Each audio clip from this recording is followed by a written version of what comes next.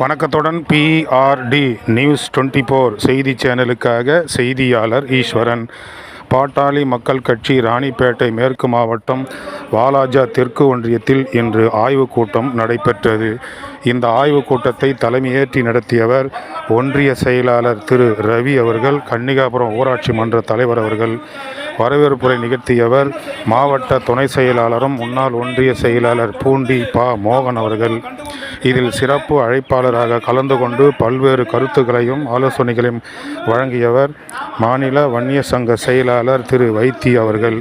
சிறுபான்மை பிரிவு மாநில செயலாளர் ஷேக் முகைதீன் அவர்கள்.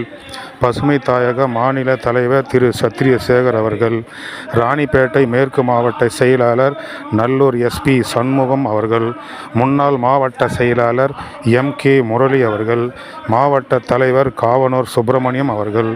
மாநில பசுமை தாயக துணை செயலாளர் TD மகேந்திரன் அவர்கள். இளைஞர்களின் தலைவர் திரு பகவான் கார்த்திக் அவர்கள். வாலாஜா நகர அமைப்பாளர் திரு தங்கதுரை அவர்கள் மற்றும் வழக்கறிஞர் ஜானகிராமன் அவர்கள், விநாயகம் அவர்கள் ஆகியோர் கலந்து கொண்டனர். இதில் பாட்டாளி மக்கள் கட்சி 2026ஆம் ஆண்டு நடைபெறவுள்ள சட்டசபை தேர்தலில் நாம் எவ்வாறு செயல்பட வேண்டும், இந்த வாலாஜா தெற்கு ஒன்றியத்தில் உள்ள செயலாளர், தலைவர் மற்றும் பொறுப்பாளர்கள் சிறப்பாக செயல்படுகிறார்களா என்று அங்குள்ள தொண்டர்களையும் மகளிரணி சார்ந்தவர்களையும் ஆய்வு செய்தார்கள். அப்பொழுது வருகின்ற 2026ஆம் ஆண்டு பாட்டாளி மக்கள் கட்சி தலைமையிலான ஆட்சி தமிழகத்தில் அமைய வேண்டும். அதற்காக நாம் இப்பொழுதிலிருந்தே களப்பணிகளை செய்ய வேண்டும் என்று மருத்துவர் ஐயா உத்தரவிட்டிருக்கிறார்.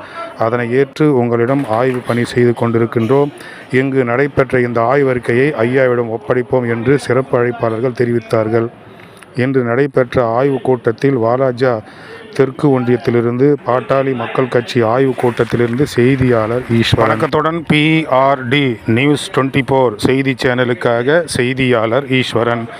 பாட்டாளி மக்கள் கட்சி ராணிப்பேட்டை மேற்கு மாவட்டம் வாலாஜா தெற்கு ஒன்றியத்தில் இன்று